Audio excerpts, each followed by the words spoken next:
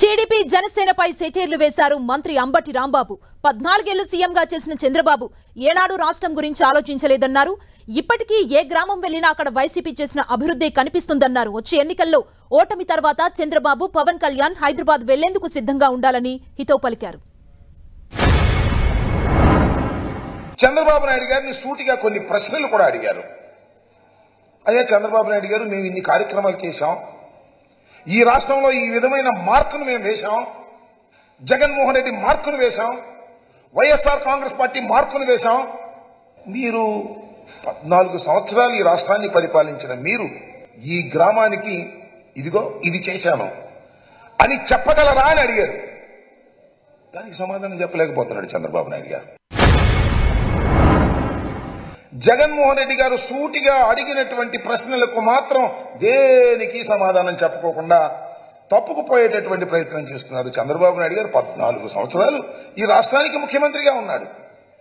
అంత సుదీర్ఘకాలం పనిచేసినటువంటి వ్యక్తి కూడా నేను ఇది చేశాను అని చెప్పుకునేటటువంటి స్థితిలో చంద్రబాబు నాయుడు గారు లేరు అంటే చంద్రబాబు నాయుడు గారి పరిపాలన అంతా కూడా ప్రజా సంక్షేమం కోసం, అభివృద్ధి కోసం జరిగినటువంటి పరిపాలన కాదని, కేవలం తన వర్గాన్ని, తన తాబేదారులను, పెత్తందారులను చేసుకోవడానికి మాత్రమే ఆయన పరిపాలన చేశాడనేది చాలా స్పష్టంగా అర్థమవుతున్నటువంటి అంశం.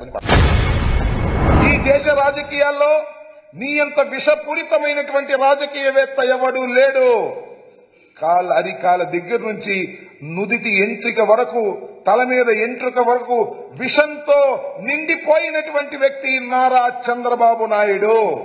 నేను ఒక్కటి మనవి చేస్తా, కావాలంటే చూసుకోండి, ఛాలెంజ్ చేస్తా. పవన్ కళ్యాణ్ గారు ఆయన కూడా సిద్ధం అంటున్నాడు. దేనికయ్యా సిద్ధం? మీరు నాకు అర్థం కాలేదు.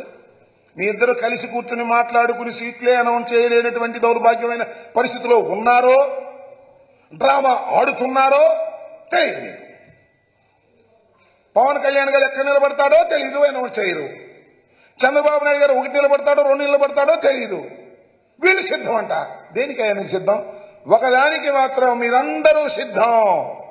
ఎన్నికలు అయిపోయిన తర్వాత తట్ట బొట్ట సర్దుకొని హైదరాబాద్ నివాసానికి చేరడానికి అందరూ సిద్ధంగా ఉన్నారు.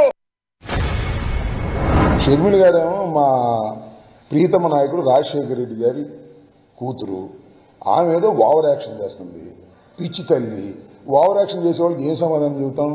కాంగ్రెస్ వాళ్ళకి మంచి ఆయుధం దొరికింది. రాజశేఖర గారి కూతురు కోతి కొబ్బరికాయ దొరికినట్టు అది పెట్టి ఊరేగుతున్నారు. ఏమైంది నాకు అర్థం కాల. పిచ్చి తల్లి ఏదో మాట్లాడుతున్నారు. పెద్ద పడుచుకో మనకు గదర్.